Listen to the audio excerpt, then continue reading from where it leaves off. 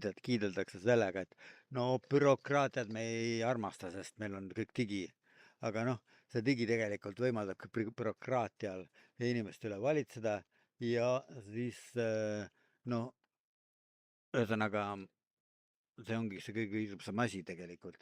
Kõige suurema kontrolli, kõige suurema sorjusesse saadame inimesed üldse erinevates riikides, erinevates maades. Noh,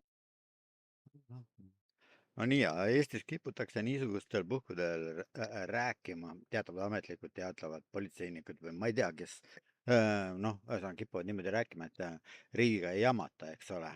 Aga tegelikult riigiga jamatakse küll ja jamatakse, noh, näiteks Venemaa räägib siis asümmeetrilisest sõjast lääneriikide vastu ja noh, paljud inimesed ja